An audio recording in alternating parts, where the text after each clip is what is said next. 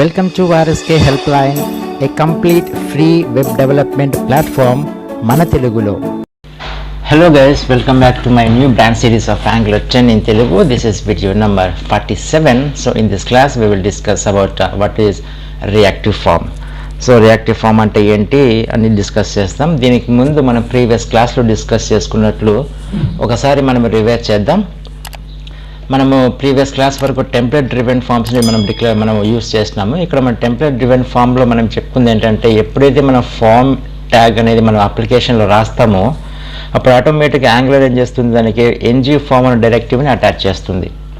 So ఈ NG form అనేది ఏం చేస్తుందంటే it will provides all the information of this particular registration form అనమాట. సో ఆ ఫామ్ని మనం ఆ డీటెయిల్స్ అన్నిటిని మనం గెట్ చేసుకునే దానికి మనం దాని యొక్క టెంప్లెట్ రెఫరెన్స్ వేరియబుల్ యూజ్ చేసి మనం గెట్ చేస్తున్నాం.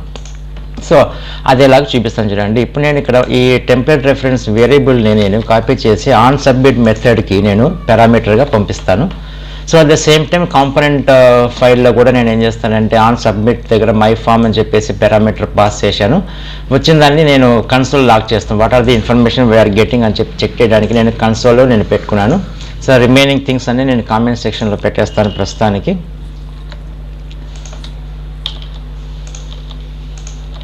ఓకే, సో ఇప్పుడు మనం సేవ్ చేసి రన్ చేసినట్లయితే చూడండి. ఇప్పుడు by selecting any topic I'm selecting for example Bootstrap. By clicking register ఇప్పుడు మనం కన్సోల్ డివ్ టూల్స్ యూజ్ చేసి కన్సోల్ చెక్ చేసినట్లయితే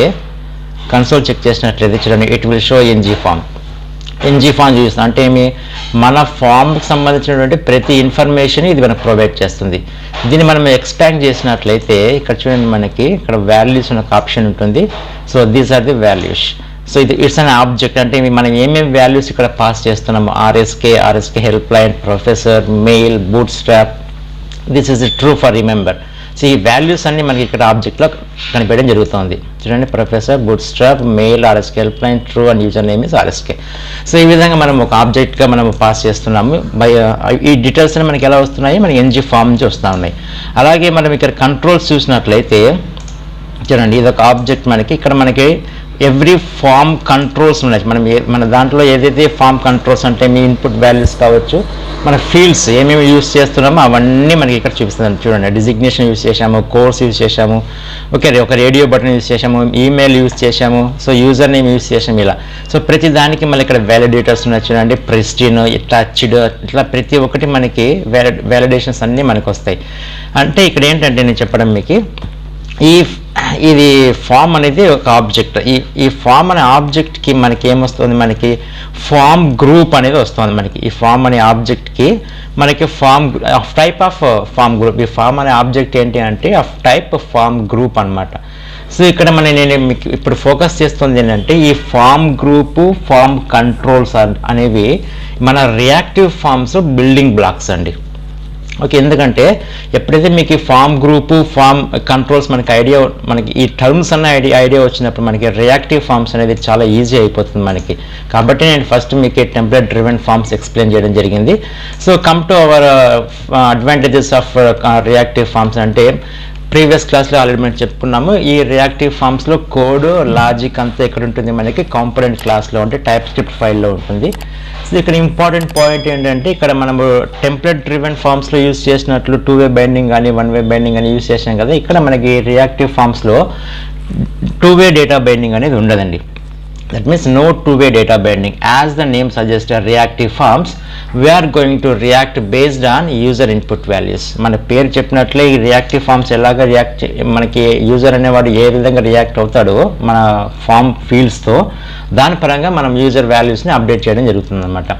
నెక్స్ట్ వచ్చేసి reactive forms are well suited for complex scenarios అని చెప్పాను ప్రీవియస్ క్లాస్లో.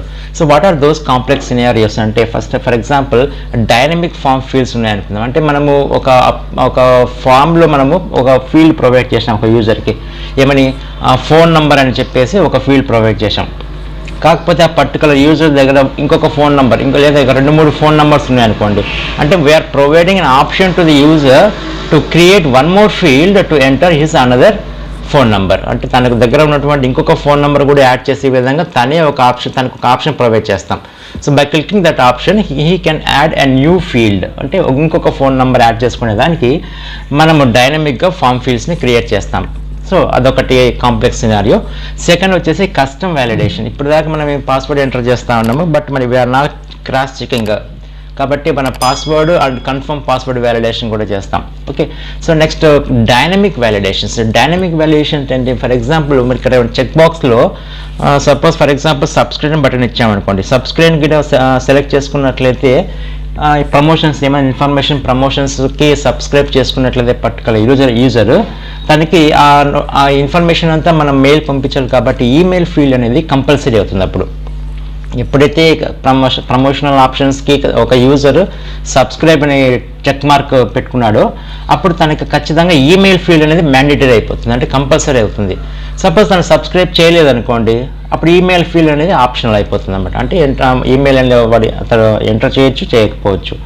నెక్స్ట్ వచ్చేసి మనం ఫస్ట్ పాయింట్లో చెప్పుకున్నట్లనే కోడ్ మనకి ఎక్కడ ఉంటుంది, మనకి కాంపోనెంట్ క్లాస్లో ఉంటుంది, కాబట్టి లాజిక్ అంతా కాంపోనెంట్ క్లాసెస్లో ఉంటాయి, కాబట్టి మనకి యూనిట్ టెస్టింగ్ అనేది చాలా ఈజీ అవుతుంది. So but it is not that much of easy in template driven forms. Template driven ఫార్మ్స్లో కోడ్ అంతా మనకి ఎక్కడ ఉంటుంది, HTML పేజ్లో ఉంటుంది, కాబట్టి మనకి రీడబిలిటీ చాలా తక్కువ ఉంటుంది, బట్ కోడ్ కాంప్లెక్సిటీ ఎక్కువ ఉంటుంది, కాబట్టి టెంప్లేట్ డ్రివెన్ ఫార్మ్స్లో మనకి యూనిట్ టెస్టింగ్ అనేది సమ్వాట్ డిఫికల్ట్, బట్ ఇక్కడ యూనిట్ టెస్టింగ్ అనేది మనం ఈజీగా చేసుకోవచ్చు.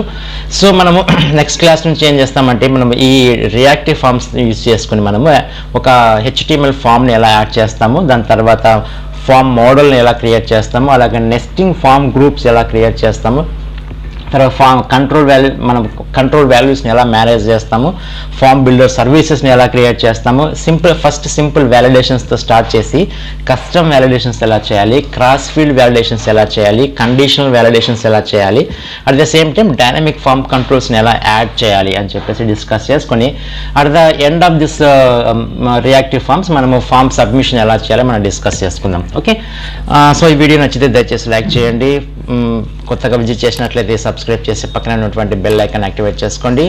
See you in the next class with hiding form HTML guys. Until then, have a nice day. Bye bye.